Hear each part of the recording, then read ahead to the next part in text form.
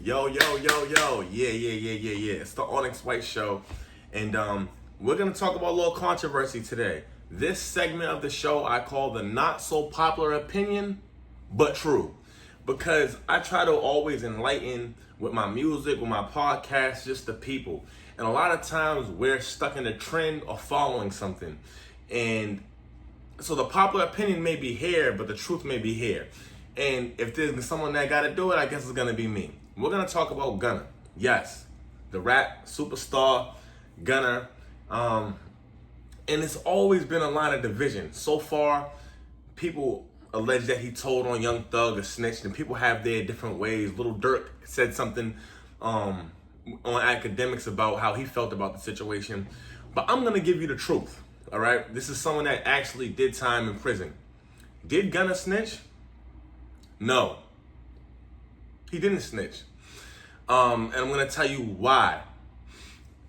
Snitching, first off, is where something you say or do, but basically say to the authorities that can be used against someone else to convict them, to get them time, to get them in trouble, right? And the thing is, a lot of street dudes, please just listen to the podcast before you judge. Because a lot of street dudes, they don't really know the law. And that's crazy because they commit crimes but don't know the law. Anytime that you plead out in a case, I pled out many times, anytime, I don't care what it is, federal, state, anytime that you plead out, meaning that you agree to take a lesser sentence or a lesser consequence in exchange for admitting your guilt, which Gunna did. Anytime you do that, the state, which is the prosecutor, you're pleading out to their version of the case. All right. So I'm talking about all the mob bosses. So if Gunna snitched, then that means anyone that took a plea deal snitched. Because anytime that you plead out, you're pleading out to the prosecutor's statement of facts. Anytime. You can look at you guys do the research. When you take a plea deal, you're agreeing that whatever the prosecutor is saying is true. So if that's the case, everyone snitched. All right. Now, do I think that they added a little sauce? Yes, they added a little sauce on Gunna, and then they asked certain questions that they really didn't have to ask. You know, like basically pitting him against Young Thug, and then pitting not only that, pitting the world against Gunna. Like everyone said, oh no, Gunna snitch, Gunna told. No, if you take a deal, if you have co-defendants, anyone that has RICO cases, and if anyone pled out in a RICO case, then are they snitches too?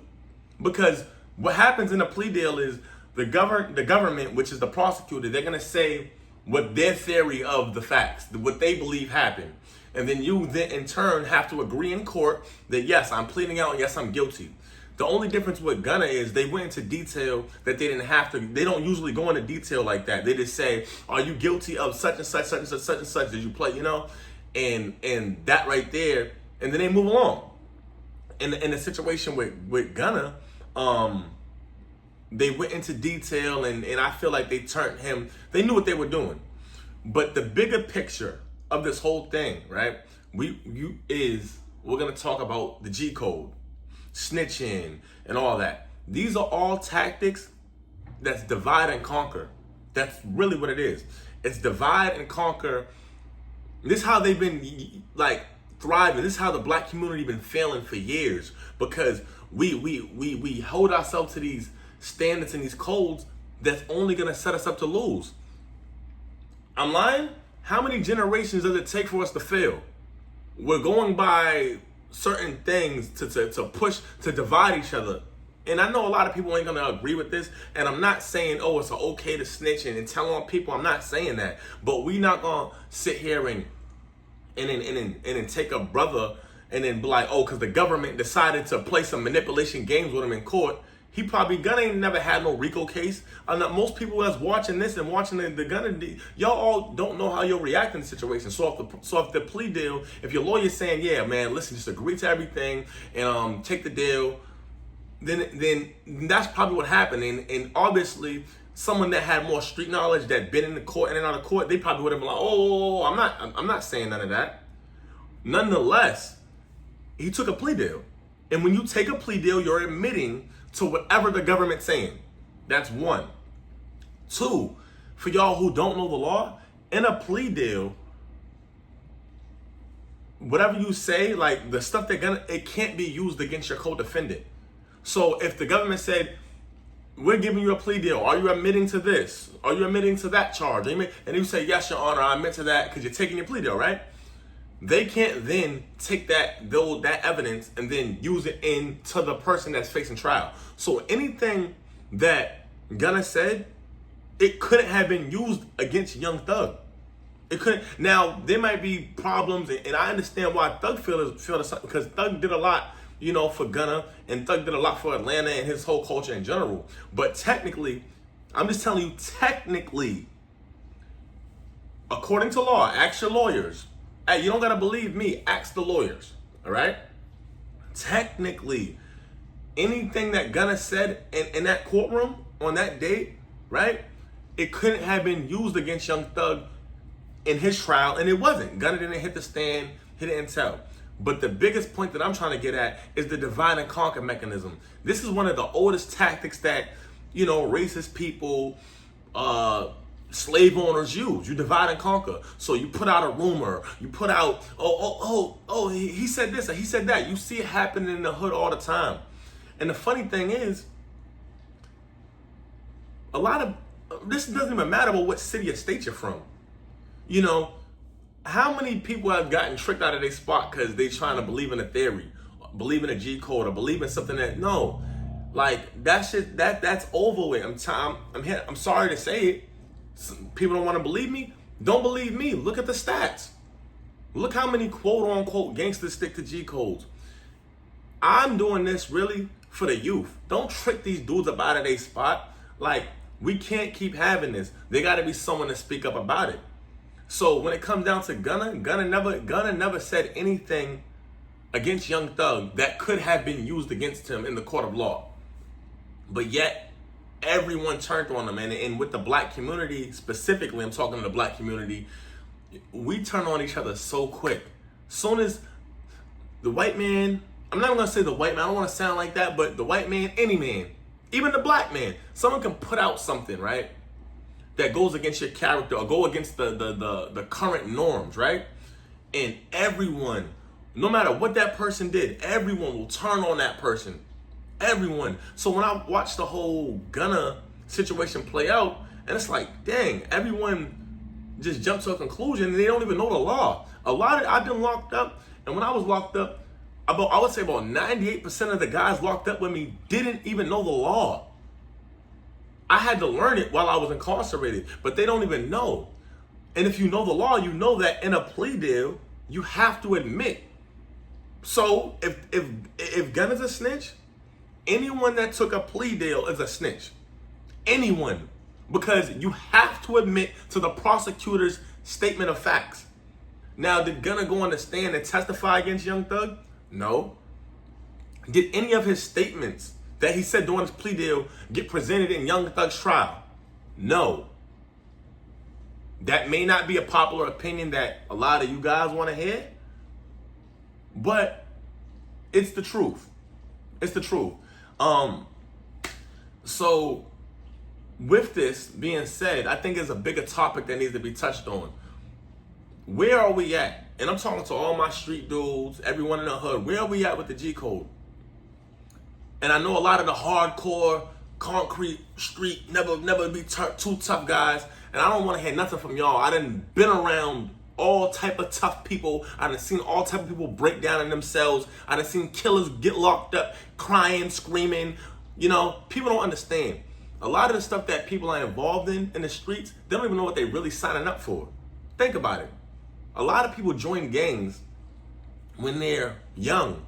13, 14, 15, 16, 17. Your brain ain't even fully developed, right? And then a lot of gangs got codes that you can never leave.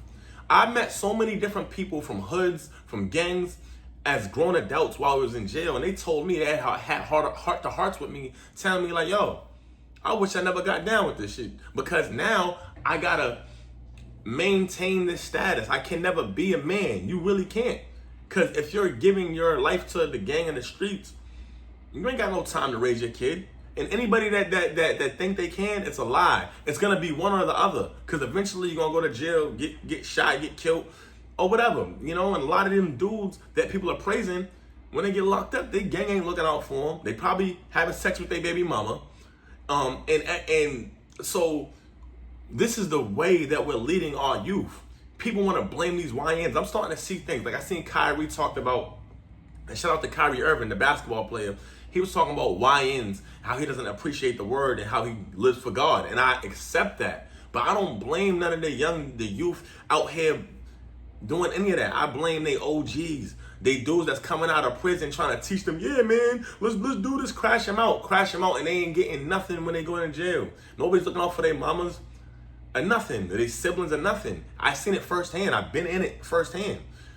You know, but these are different tactics that they use. The divide and conquer. They use the snitch. They use he's not gonna go kill someone. They use all these things and that they used, and now we use them on each other.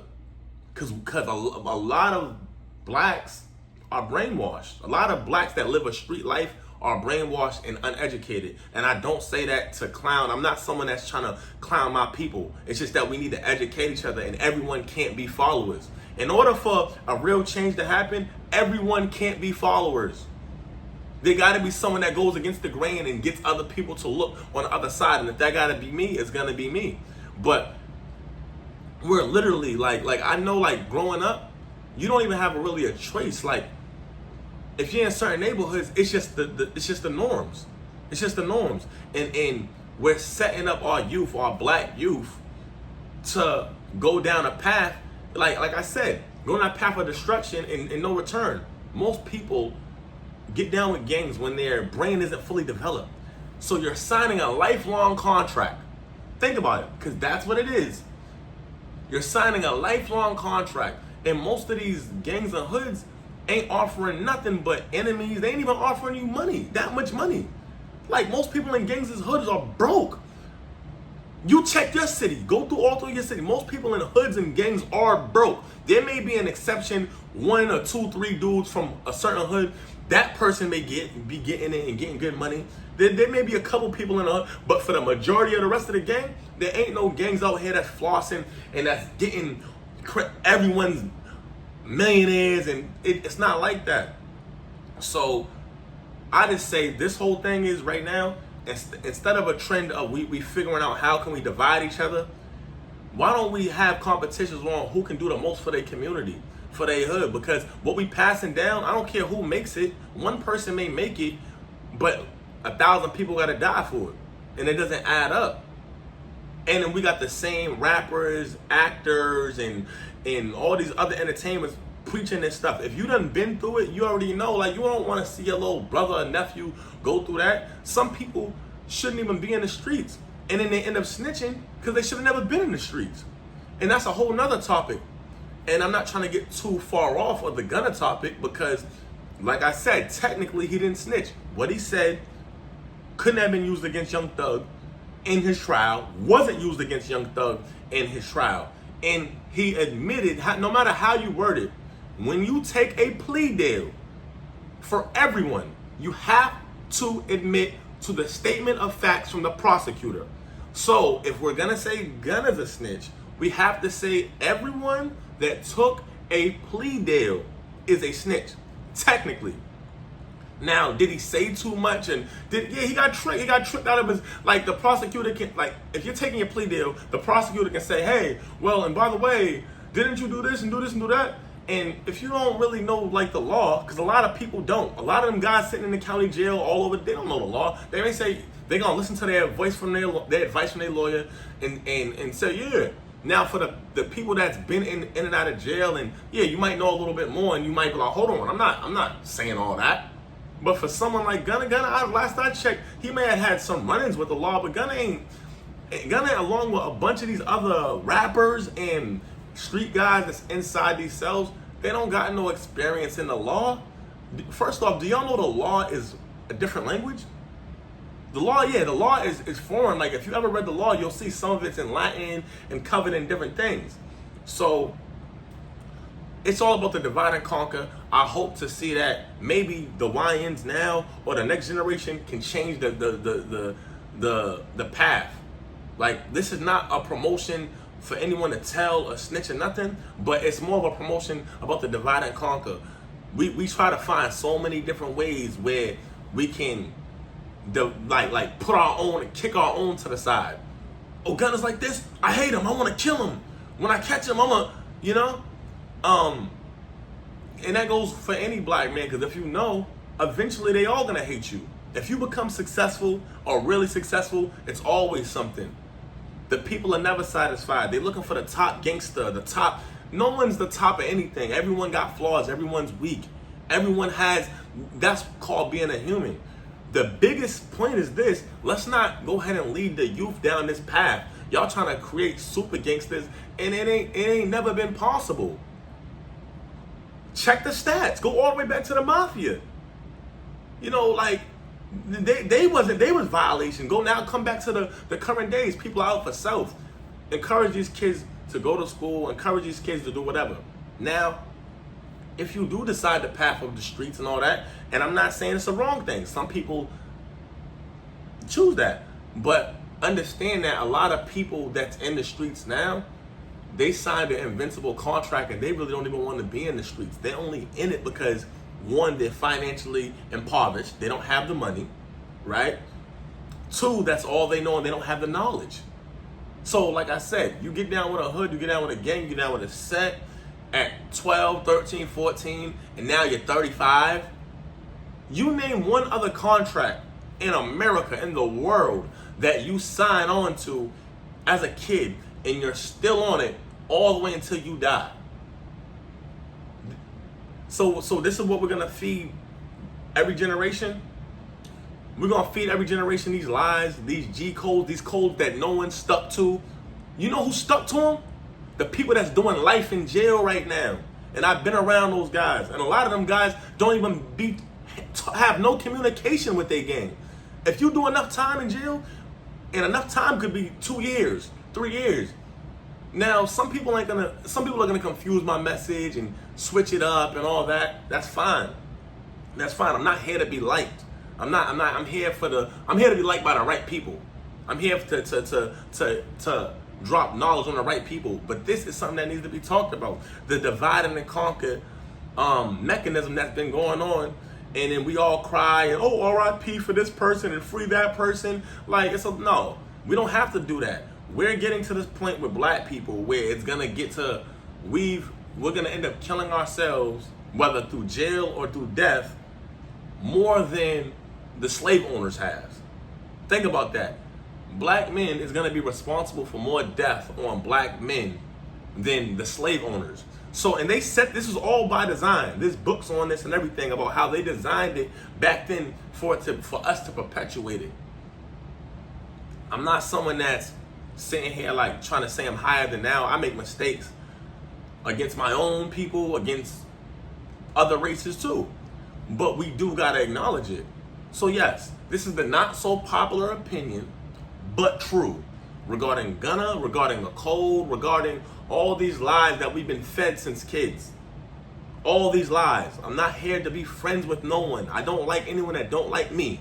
Just stay on that side. This is the truth, and we can't keep going past. We can't keep this up and then feeding these lies to the youth. I'm not here for that. I'm not here for that. We always gonna keep it real. I love y'all for tuning in, and we're gonna get more, and we can get some more discussions about this. This was just a little quick snippet about this. We went through generational trauma after trauma on trauma, so I'm not really accusing anyone or blaming anyone. I'm just trying to up the standard for my people and for the people that can understand it in the culture, because this is what it all comes down to. Thank you for tuning in at the Onyx White Show. Let's go!